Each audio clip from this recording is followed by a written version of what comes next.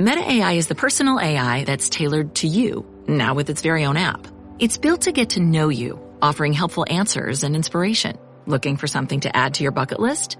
Meta AI goes beyond traveling the world. It remembers you're a basketball fanatic and suggests you attend one of the playoff games.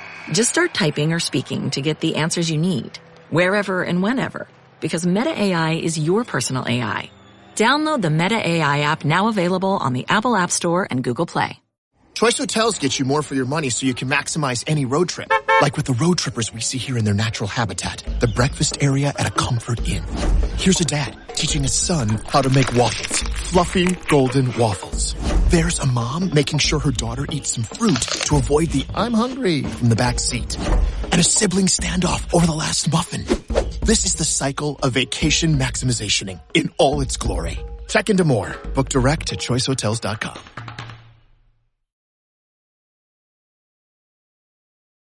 Hi, we're sisters, Amy and Nancy Harrington, the founders of the Passionistas Project. We've created an inclusive sisterhood where passion-driven women come to get support, find their purpose, and feel empowered to transform their lives and change the world. On every episode, we discuss the unique ways in which each woman is following her passions, talk about how she defines success, and explore her path to breaking down the barriers that women too often face. Today, we're talking with Meryl Hayton, who is dedicated to helping others reach their fullest potential so they can enjoy happier, healthier relationships with themselves, experience more joy in their lives, and follow their soul's purpose. Her own self-development journey led her to become a yoga teacher and discover emotional freedom techniques, also known as EFT or tapping, and Optimal EFT. Meryl has successfully rewired her own stress and anxiety patterns, letting go of limiting beliefs, and improved her self-trust and confidence. She immersed herself in trainings and created the emotional clearing method to help others clear out emotional trauma and rewire their subconscious, reshaping their perspectives about themselves and life. Meryl feels blessed to have helped thousands of people and is on a mission to impact the world. She holds a safe and loving space to help others turn their relationship and life dreams into reality. If she isn't cooking or entertaining in the kitchen, you'll find her at the beach, walking, volunteering, riding her bike, or snuggling with her cat, Sammy. So please welcome Meryl Hayton. Hi, Meryl. We're so glad to have you here today. Thank you. Me too. We are kindred spirits. So start by telling us what you're most passionate about. Oh, I have to say one thing. No, you can. All the things. Yeah, all the things. What I'm most passionate about is helping women to know that they do have a choice to think differently, to be differently, to act differently, that they don't have to stay stuck. And that could be stuck in a relationship. It could be stuck in a thought pattern. It could be stuck in anxiety. It could be stuck in, where they live. I mean, anything, to just know that,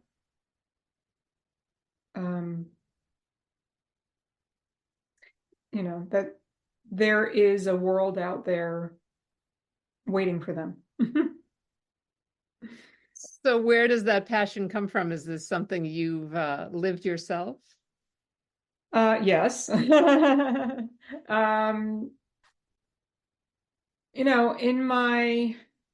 live at the beach, and I never thought that would ever come to fruition.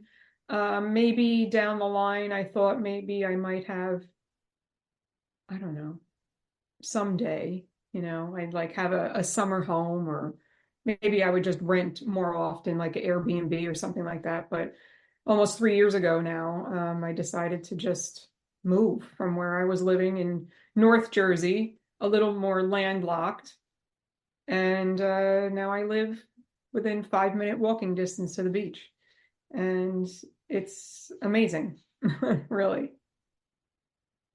Great. So tell us a little bit about your childhood and where you grew up and what your childhood was like. Yeah, I had what you might say a typical middle class childhood in Wayne, New Jersey. and I had two, a mother and a father, but I was the youngest of three, and there's 10 and 12 years in between us. And my sister was born first, and then my brother was born a couple of years later, and he had a heart condition. Still, I mean, he's still alive today, which is a miracle in and of itself. He's 10 years older than me, so I'm 55, he's 65. And he wasn't really supposed to live past 40. So for many, many years, my mom worried every single day about him, and they really wanted to have a third child, but they were afraid to. And she was just overwhelmed with life, for so many years. So, there's been a lot of people who have said, "Oh, you must be an accident," and I was like, "Oh no, I was so planned, like the opposite." Yeah, and then they had me, and growing up, I remember we always went out to dinner for someone's birthday. We drove to Florida, many trips, visited family in Virginia. We always went into the city and saw shows, and I experienced a cultural upbringing. And I was brought up Jewish, so my parents were very involved in the temple. Although it was reformed and we weren't really really religious, because I was so young and my brother and sister were like almost out of the house, like it was almost like I was an only child. And so every Friday night I went to temple with my parents, and I was like the only kid there pretty much. And there's a part, of the service when the rabbi gives a sermon, and I was always able to be excused and go in the back in the kitchen and help his name was Giuseppe, and help Giuseppe put out like the snacks and the dessert and the coffee and stuff like that. And he always had a brownie for me. And I'll never forget, they were like the best brownies with walnuts and icing on top. I know. So that's all like, the good stuff. And not that there was anything terribly bad, but I did also, my experience, even though I had all those experiences, I still felt kind of like I didn't belong. It wasn't really led to like follow me and like what I liked, or encouraged to, create my own identity. And I felt alone a lot. I didn't feel really like emotionally supported. I was and still am very emotional. That's why I teach the art of transforming your emotions. And, a sensitive person. And I've learned how that can be a gift, and not something that is bad. But I didn't know what to do with that growing up, and neither did my parents, so I was very emotional and had lots of angry outbursts and things because, if I like didn't get my way, I didn't really know how to like express that. So I suppressed it all. And, as I got older, I realized that all that was in me and I didn't want it in me anymore. So I learned how to get rid of it, Was there like an inciting incident that made you finally want to like, okay, I got to deal with this? No, just many. Yeah. Yeah. Just many that I think helped to remove it layer by layer by layer, It's interesting. We've been talking I feel like this happens. Like we have themes that keep coming up at certain times, right? And I feel like we keep talking to people who have similar experiences. I was the same way. I was very sensitive as a kid, very emotional. We've talked to a few women lately who say the same thing, and people just didn't know how to handle it and didn't teach them the tools that they needed to deal with it. So right. When did you start to make that shift? When did you start to think, okay, I want to start to kind of address this for myself? Yeah, around 20 years old. My father died home alone with me when I was 17. And obviously that was traumatic. And I wanted to go to therapy then when it happened. And, we had like some financial issues because of the situation and stuff. And I went to like this local Y, and I remember going in for an interview, and they were like, well, are you suicidal? I'm like, no. They're like, do you do drugs? I go, yeah, I smoke pot and drink. Like, doesn't every kid, you know? And they were like, okay, well, your name's going to be put on a list, and we'll call you when we have an opening. I swear, like 6 months went by. And I can remember getting the phone call. I was sitting at the top of the stairs in my mom's house on the blue carpeting. And I remember picking up my pink phone and the woman saying to me, oh, we have an opening. And I was like, oh, I'm fine now, right? Fine. I like swept everything under the carpet and got a second job. And, I was like, whatever. I was like, just kind of made it through somehow, or, just kind of wanted to avoid all the stuff. But then I realized, a couple of years after that my mom was remarrying. There was like a lot of dynamics going on, and I didn't know what to do with myself. And I actually found a coach back then, in like my early 20s, when that was kind of, a progressive thing back then, because that's like 1989 or 1990, and I just started then. And then eventually I did go to therapy. And then I would say in my 30s, I went back to some therapy. And then in my 40s was when I really started to get into energy healing and teaching yoga and mindfulness and, learning all of that. And I loved the alternative therapies and holistic health and all that. So that's just I just kept always following the breadcrumbs. So let's talk about yoga. What got you interested in yoga specifically and inspired you to become an instructor? Yeah. I had a nail salon for almost 30 years. That was my I started in corporate America for 6 years, but, so I'll say like, it was really like my first career kind of thing. And with all, like you work like a dog, pretty much. There's barely time to go to the bathroom or eat. And, after maybe 15 years of doing that, I decided, that's not really working for me anymore. I need to cut down. I need to create space, make appointment times longer, so that I feel better. And I had, so many years of the repetitive motion and sitting. And then I'd go to the gym and I'd be doing the crazy workouts and step aerobics and spin class and heavy weights and, all this stuff. And just wasn't jiving anymore. So I decided that I wanted to get into, I wanted this. I wanted to feel this after so many years of being like this. So that's what really got me into yoga. I started with private sessions and then worked into like my class at the gym.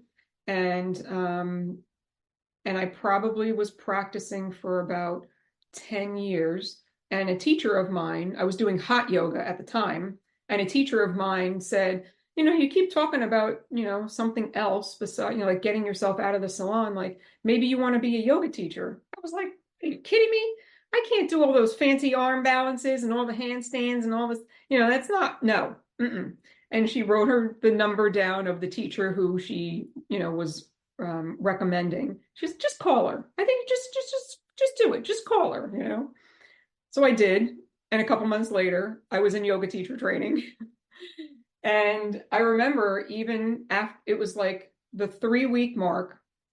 So I was already, as I said, doing hot yoga, but it was probably once a week. And where I did my training was a little bit hotter and more often. And I had like, I got sick. I had like bronchitis. I threw my back out from coughing. And I was like, maybe this is not for me. Right? Like, maybe I was right. Like this really isn't for me. And my teacher inspired me to, Meryl, we're going to put a chair out for you. You're going to sit in a chair. Just do what you can. don't worry about being like, most of the people in the class were half my age and, able to do all of the fancy, arm balances and all the stuff. And I was like, what kind of a teacher am I going to be? Right.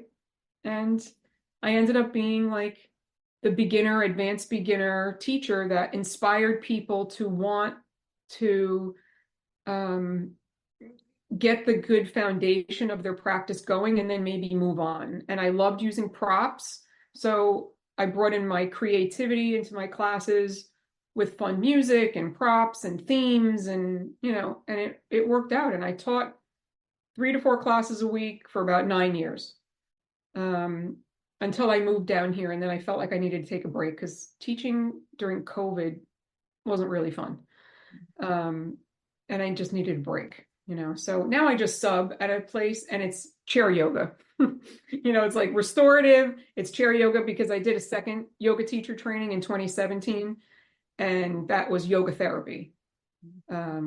So I, started in the crazy hot and then I kind of like ended in, I'm certified in chair yoga as well. And so I really like, teaching more of the yoga therapy style classes. That's cool. So for people who like haven't ever really gotten into yoga, and I will count myself amongst them, I've tried it and I just don't think I ever found the right teacher. I like Pilates, but for some reason yoga I never got into. What are the benefits of yoga, not only physically but mentally? Well, if you're talking about a flow type of a class, right, it's connecting breath and movement, and that could be really cleansing and detoxifying for your body. And it helps you to really stay present in what you're doing in the moment so that hopefully you take that outside of the yoga studio and have more of a capacity to handle life's challenges. And then if you're doing more of a restorative, or yin yoga has become very popular in the last few years. So that's holding poses for a really long time, but all very restorative. Like most of it is like lying on your back or maybe lying on your belly or on your side or something. And you're propped with lots of props. And you're focusing on your breath. Now, every teacher might do it differently. I like to focus a lot on the breath work. And it's constantly calling your attention back to the present moment, right? Constantly. And that practice is what meditation is, right? Like constantly pulling your focus back to your breath. And sometimes you're in poses, it could be up to maybe 9 minutes. And it's maybe the 3-minute mark, you're like, are we done with this already? How long has it been, right? And you're wanting to check your watch, right? So it's being able to work through those challenges and being patient with yourself that hopefully we take, again, outside of the yoga studio, so you have more of a capacity to handle life's challenges. And so when did you first learn about tapping, and what inspired you to learn more about that? Yeah, so in 2017, I knew I wanted to close my nail salon in 2018. And I was doing my second yoga teacher training, and I wanted her to help me to theme my yoga classes around self-love, self-acceptance, self-development, because that's what I loved from the teachers who taught me. So it wasn't just the physical practice. And she said, okay, great. How about at the end of it was a year. How about at the end of our year, we put a workshop together for you? And I was like, oh, that sounds amazing, right? So I started researching, like I had a lot of support always. And someone inspired me to research energy medicine, energy healing, and jobs in that field, because I was led to be a coach, but what did that mean? Who was I helping? How was I doing it? I didn't really know. And I thought at first I might be helping the salon workers feel better, mentally and physically with yoga and meditation and stuff like that. But that didn't quite work out. It was not really I really wanted like out of that whole area, that salon world. So I don't know if you're familiar with the Kripalu Institute in Massachusetts, but it's a major retreat center where they can host about 400 people at a time. And they have a bunch of different workshops, and they teach yoga, like yoga teacher trainings and all sorts of things up there. It's a beautiful setting in the Berkshires. So I had been there a couple times, and I got their catalog, and I literally opened the catalog right to mind body medicine, like intro to mind body medicine. And I was already researching that. I found that, and I was like, this is really interesting. What is this? How do you get certified in that? And I was looking up all these programs, and I even found a job where it was like a acupuncture wellness center or something, and they were looking for someone who was a mind body medicine practitioner. And so I opened the catalog, and I was like, well, I guess I'm going to take this class, and drove up there and took the class. And I said, well, I know I want to work with her. She had a 6-month coaching program a year later. And I was like, well, I'm going to close my salon by then, and I'm feeling led to work with her. I think she'll be like my first real coach, besides the one that I mentioned when I was 20. She did a lot of EFT tapping. And at first I was like, I don't know, this is weird. I don't get it. I even remember talking to this woman who was in the class with me at lunch.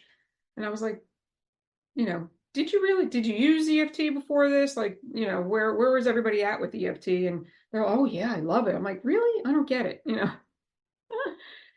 And after that class, like I said, I knew I wanted to work with her. So I followed all the inspirational videos and all the things that she did, and everything, most of it was tapping. So, well, I guess I got to like this tapping thing if I'm going to work with her. And one night I was in bed and I could not fall asleep because I couldn't get out of my head. I was second guessing myself, and I had all these thoughts swirling about this thing that happened with some of my friends, and feeling bad about myself. I was like, I am not going to get to sleep tonight. It's like one of those things. I just can't shut down. Oh, maybe I should try that tapping thing.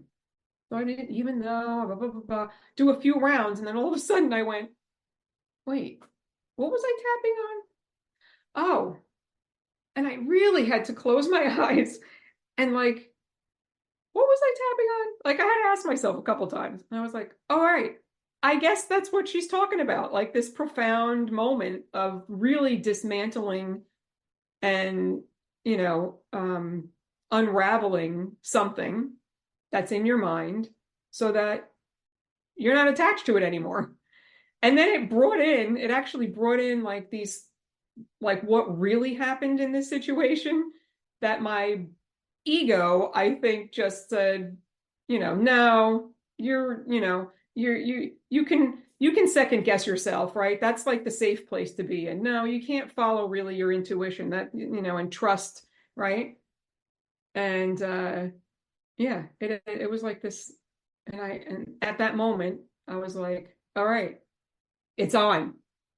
This is it, right? I found it. And then I was, where can I get training? Where can I get training? How do I get certified? And I was just like, I just poured myself into every possible, training that I could do with it. And still, like I just came off a call before here, that is a practice group with the traditional tapping and the optimal EFT that I do, which is a meditative form. So I do like weekly practice with sometimes more than one group.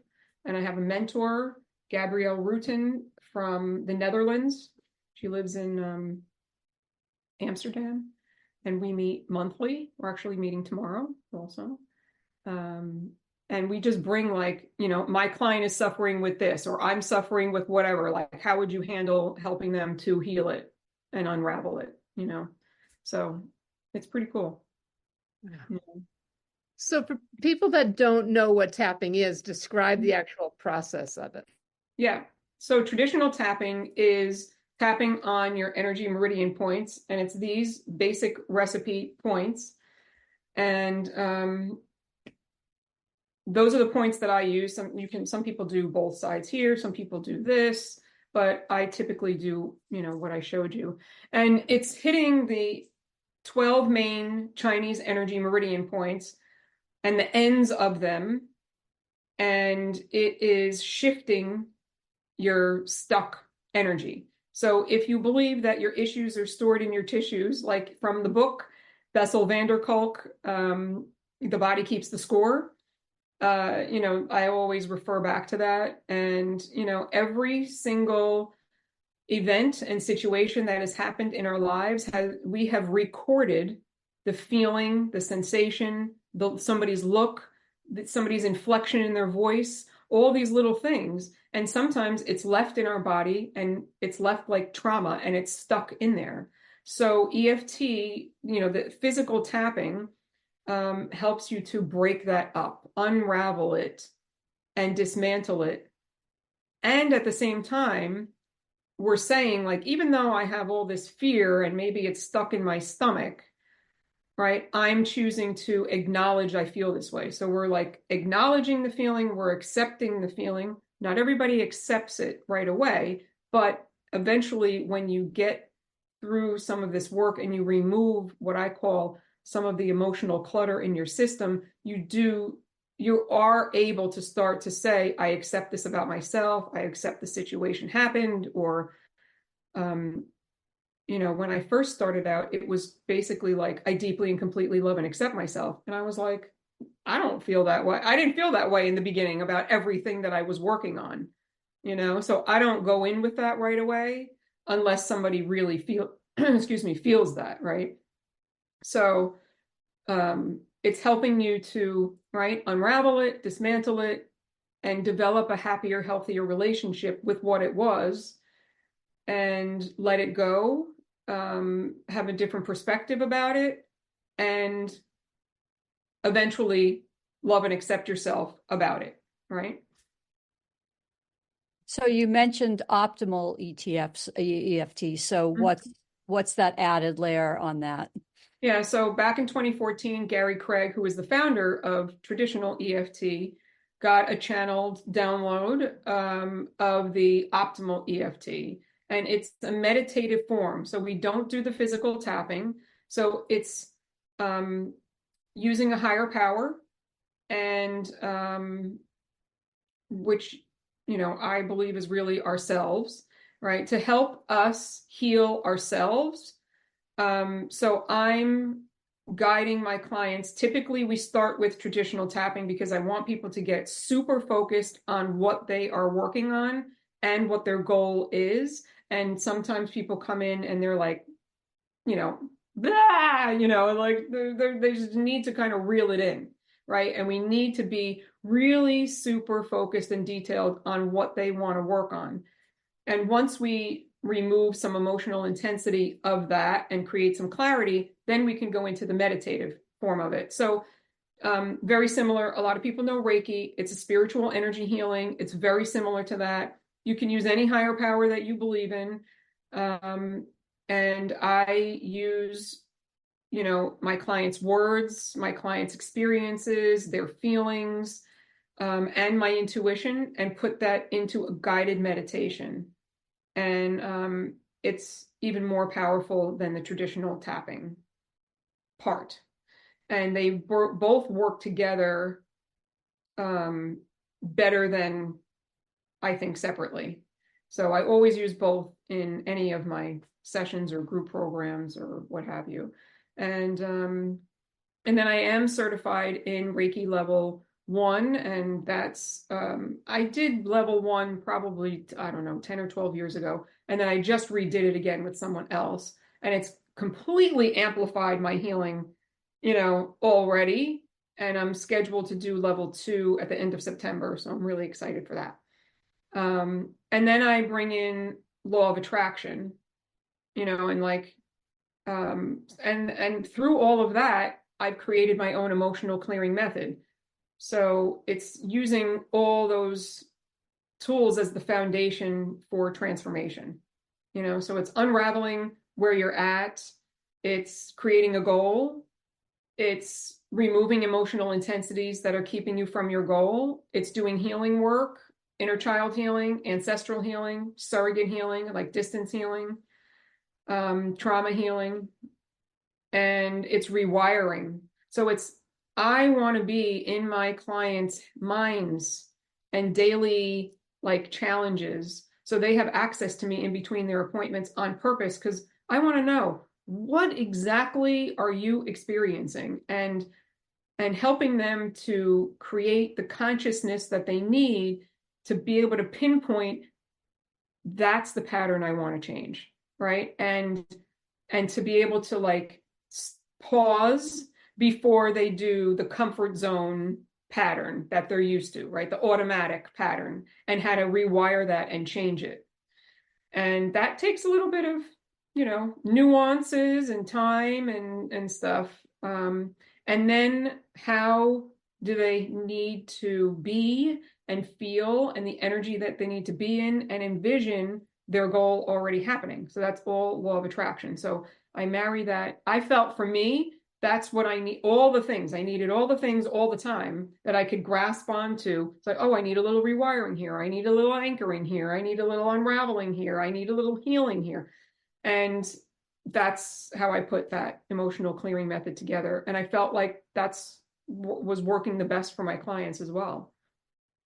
It's amazing how much attention to detail you put into it, and it's not just like see you next week or see you next month. It's no. You mentioned ancestral healing. Talk about that and what that is and how that impacts people. Yeah, it's funny, this has been the topic this week. So I mean, I'll just use myself as an example. Like, even though I've experienced my mom being critical, and maybe my parents not really being able to show up for me to give me emotional support and things like that, I do feel that some of my own limiting beliefs are my mom's stuff. And my mom's swirling, like anxious thoughts of like, I'm not enough, or people don't like me, or I'm not doing enough, and those things. I feel like that was generational trauma, same kind of thing as ancestral healing, right? So I can go in and surrogately, as long as I'm a clear channel. I can't be like mad at my mom or frustrated with my mom and be a channel, right, to help her heal. Now, my mom is still alive. She's 97 years old. She's not able to physically really do the, like, she could tap, but it just wouldn't necessarily, work with her. Her memory is not really the greatest, but so I could be a channel for her. And I could say, like, even though I'm feeling like nobody likes me, she lives in assisted living, like nobody likes me. And I know that this is a pattern I've had my whole entire life, but I choose to honor I feel this way, right? And then I can go through the points and like, I don't feel good enough. I don't feel good enough, something like that. And, I can really feel into what I think, using my intuition, my mom's experiencing. And then healing that in her helps to heal it in me, right? Now, I could go back to her mom or her father and do what I think they experienced. I could go into their parents and think what they experienced, because everything that they experienced ends up in the mother's womb, right? And then I'm born, or whoever's born, with their stuff. Not to mention what has been happening with the mother and the father, or maybe there's no father and the mom was completely stressed while she's pregnant, and then, well, like all that stuff is, infused in us, right? And we can grow up with it. So what I find is, when you've really cleared like all the events and the situations that you really feel were the big ones in your life, and you're like, I still can't seem to get over, whatever the pattern is, or whatever the thought, swirl is, it usually goes back to generational trauma. That's what I think. We need to introduce Meryl to Ruby. Yes. Ruby deals a lot with women who have experienced trauma, but she studies the effects of trauma on the parent, on the mother, and how that's kind of transferred to the baby in the womb. Yeah. And you two need to, Yeah. we need to connect you. Absolutely. Cool. Yeah. Absolutely. Thank you. You've also said that EFT, or we've heard that EFT helps people overcome loneliness and disconnection. So talk a little bit about that, how that works. When we are born, until we're about 7 years old, we don't know how to separate ourselves from what is happening in our outside external world, right? So if a mother, experiences the husband leaving, say, and they're abandoned, we could take that on as we're abandoned, even though it's not happening to us, right? And that could be something that's carried throughout someone's life. So sometimes it's what we see that we take on like it's our own, right?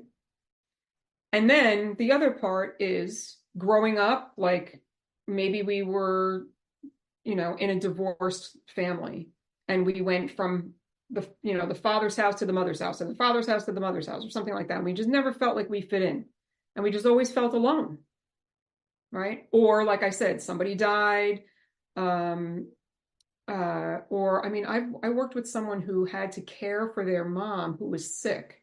Their father was always out at work. They were the only child. They had to care for their mom who was sick from when they were a very young age until they were out of the house at, college years. And they never played with friends, and they just never really developed maybe social skills, or they just always felt alone. And, I worked with a client who didn't feel alone really growing up, but as she got older, she was divorced, a single mom, and a lot of her close friends passed away. And, she just doesn't really she's in a lot of fear of developing closeness with people, right? So there's a lot of factors that come into that. But I feel like a lot of it has to do with, feeling abandoned in some way, shape, or form. Does that make sense? Yeah, totally. Yeah. In what ways can people use EFT to cultivate confidence and self-worth? Well, usually people who lack confidence have a lot of fear, worry, and doubt. So they need to be focused on, today, I have this fear of what? Like in my future, right? Or today I'm noticing that this situation that happened last week is causing me to doubt myself and second guess myself. Or I'm worried about something, right, in my future. And you specifically need to write down examples of the time when such and such a happened, like kind of currently in their past, or something that's currently going on, and tap on that, right? Like, even though I'm feeling all this self-doubt, I'm choosing to honor how I feel. And I feel all this self-doubt because of XYZ situation that's happening. And I'm open to the possibility of letting it go, or I'm open to the possibility of, increasing my confidence, or letting go of worrying about it, or something. There's lots of phrases that we can say in there. And there needs to be that encouraging piece, that rewiring, anchoring into something that's happening. So how can someone, not how can someone, but everyone's situation is different. Although we all might be experiencing the same feelings, our details are different, right? So, even though I'm worried that I'm not good enough, I know I am good enough if that person feels that way, right?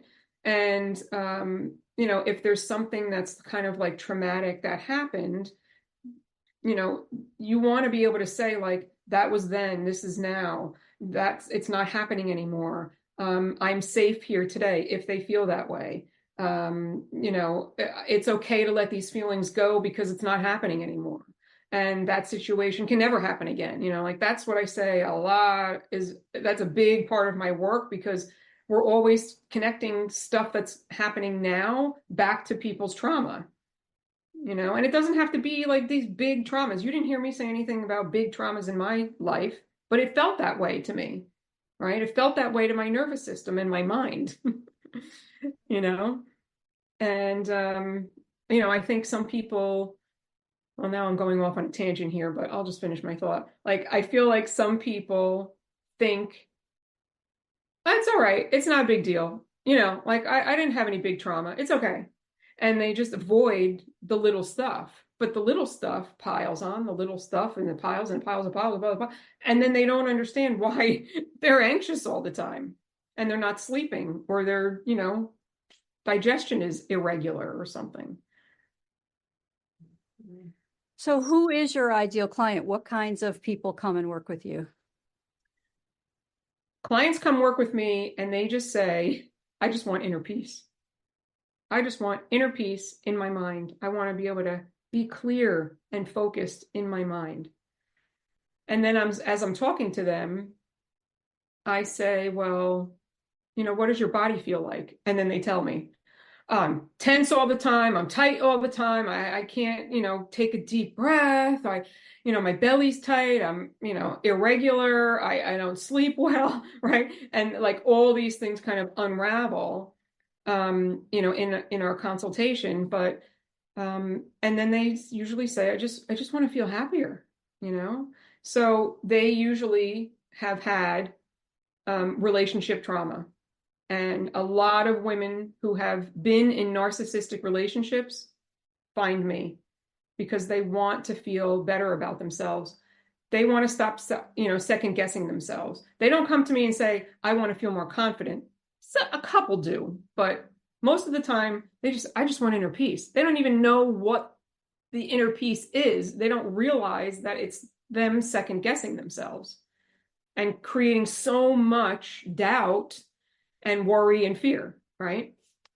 And and then some women do come to me because they want to feel more confident in their business, in putting themselves out there in their business. They feel fear public speaking, and fear putting themselves, like doing something like this.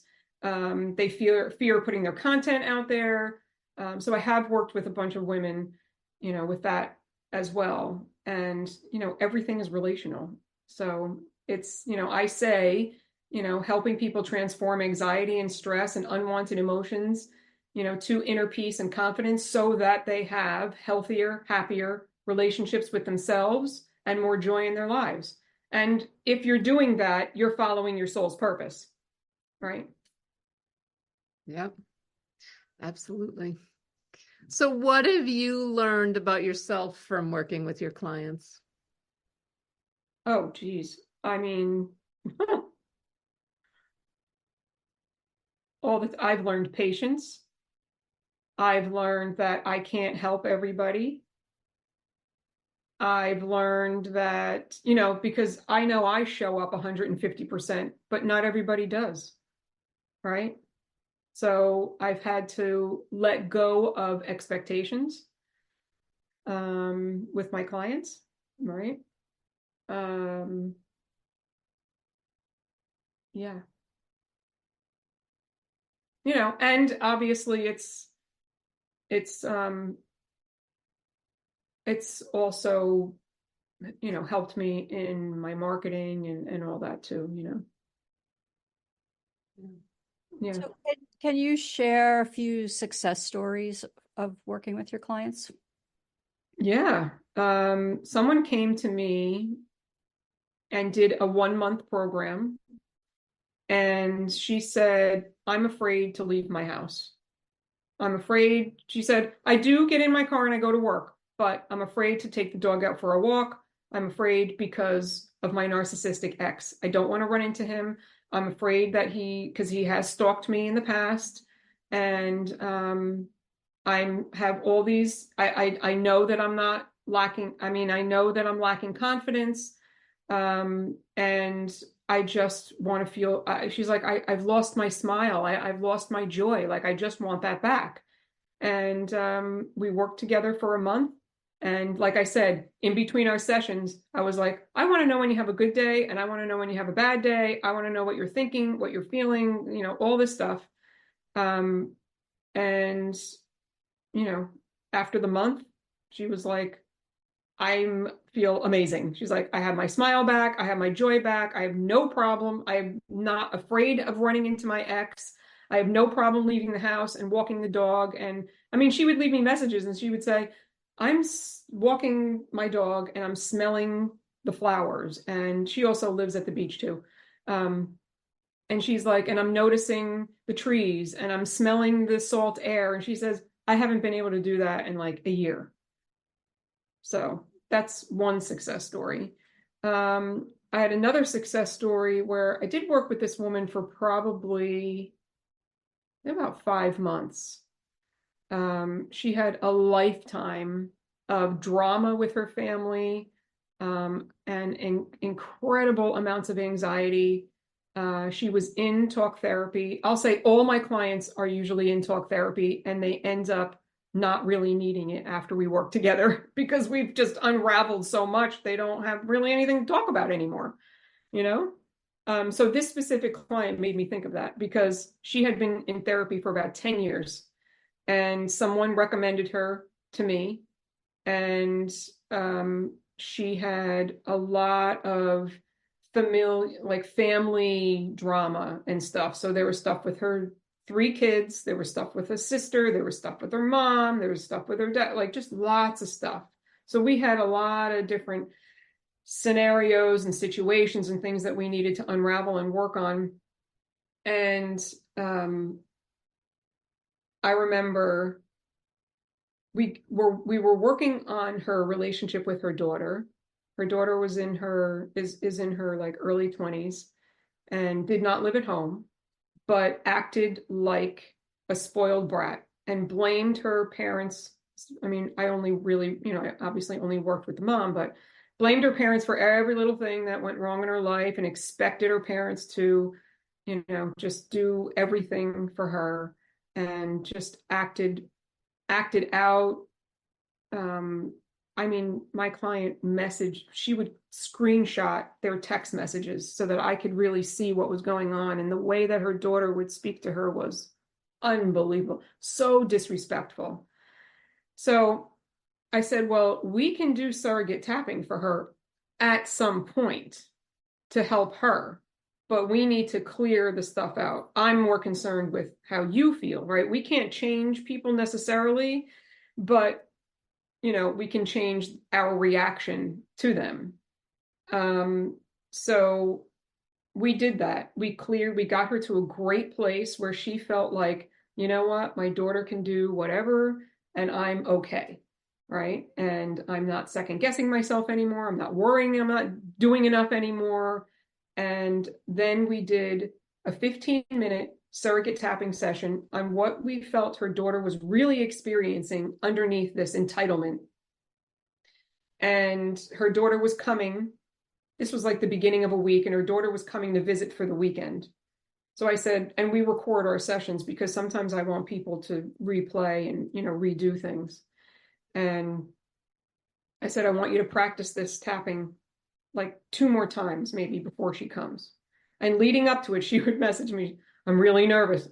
And I would, you know, talk her into a tapping session on just that and helping to stay really calm and that it's all going to be fine. It's all going to work out because she never really, she hadn't experienced in a couple of years, like a really good, happy weekend.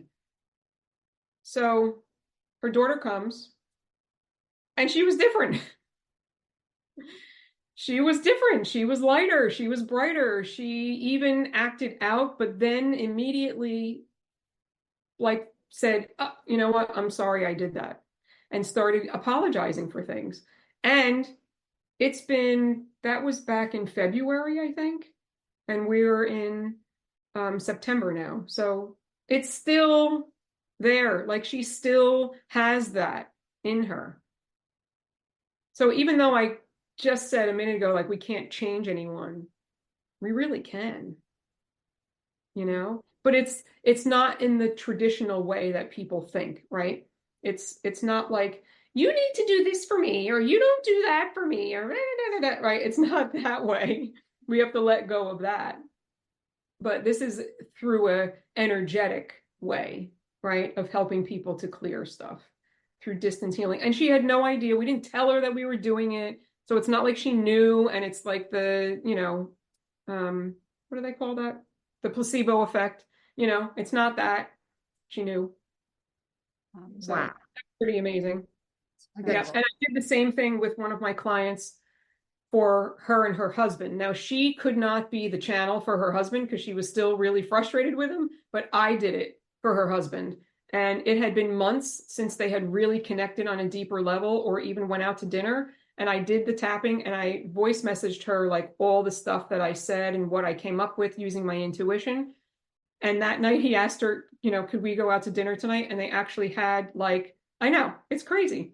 And he even said, she told me, she's like, Meryl, he even said one of the things that you said that I didn't know he would say or whatever.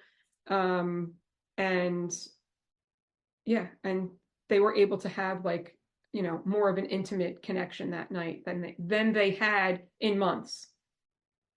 Wow.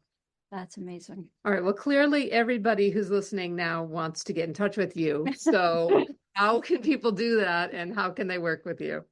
Yeah. So as I mentioned, the 1-month program before, or a 3-month program, just reach out for a free consultation on that, and I'll discuss like what that entails and make sure that we are aligned to work together. And you definitely get advice and healing and clearing in those sessions, even though, I mean, sometimes I do tapping with people. It depends. But just from the talking and all of my questioning, like, they're going to feel better and more hopeful about their life. And then if you're in New Jersey, I do in-person programs in Morris, Monmouth, and Ocean County, New Jersey. I sometimes am part of retreats, around, like I did a retreat. I did my program at the Kripalu Institute in Massachusetts, which is so interesting because where I learned about tapping 7 years later, I was there teaching my tapping program for the weekend, so that was pretty amazing. And I'm looking to get into more retreats like that. So that's a possibility. And I do have a virtual program, September 29th. That is my emotional clearing method program on Zoom at 6 p.m. Eastern Standard Time. I'm not sure when this comes out, but I'm going to, I'll probably get back into doing more of those. I was more in person for the last year, and now I'm getting a little bit more back into like online stuff. I don't have anything group happening right now. I find that the people who work with me really like the private work better than group. I think that's more who I attract. Not that I haven't done group programs, in the past, but if you want more of a taste and you still are not really ready, I have a lot of free content. Everything is under my name: website, Instagram, Facebook, LinkedIn, YouTube. Everything is Meryl Hayton. And if you go to my website, there will be a little pop-up box to subscribe for the newsletter. You get a 7-day free tapping series for that. That helps you to reach your full potential. There's other freebies that are in that email series. And I only send out about 2 emails a month. One is usually like what happened in my life. In like the next one will be for like what happened in September. And it's like pictures, it's stuff, my cat, maybe cooking, a party. I was singing karaoke. It's like my life. Like I'm really sharing maybe my own transformations I went through, or, it's real stuff. And there's always a tapping video in that. And then I do a second one that is just strictly like a tapping inspiration video. So there's lots of free content out there on my YouTube channel, and I do reels on social media. So there's a lot. That's fabulous. So we have one last 2-part question, which is, okay. What is your dream for yourself, and what is your dream for women? Okay. My dream for women is that they really they're really able to stand in their personal power and not give it away to anyone else, and feel their own sense of agency. That's, and really feel like they have a choice, right? That's really what I hope for women, that they don't have to stay stuck. Thanks for listening to the Passionistas Project. Since we're not only business partners, but best friends and real-life sisters, we know how unique and truly special our situation is. We know so many solopreneurs, activists, women seeking their purpose, and more, who are out there doing it all on their own. They often tell us they wish they had what we have. So we've created a space for them and you to join our sisterhood, where trust, acceptance, and support are the cornerstones of our community. By joining, you become part of our family. We'll give you all of our sis tips on building meaningful relationships through the power of sisterhood, and all the tools you need to thrive in 3 key areas: business growth, personal development, and social impact. You'll learn from our panel of power passionistas who are experts on topics like transformational leadership, letting go of perfectionism, the power of community, and so much more. You can connect with like-minded women and gender non-conforming, non-binary people who share your values and goals in chat spaces, at online Passionistas pajama parties, and virtual and in-person meetups. And you can register for our exclusive series of online courses designed to help you tap into your intuition, find your purpose, bring your mission to fruition, and integrate diversity, equity, inclusion in every aspect of your plan.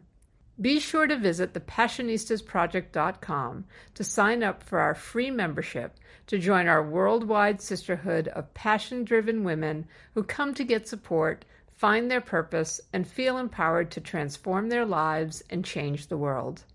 We'll be back next week with another passionista who's defining success on her own terms and breaking down the barriers for herself and women everywhere. Until then, stay passionate.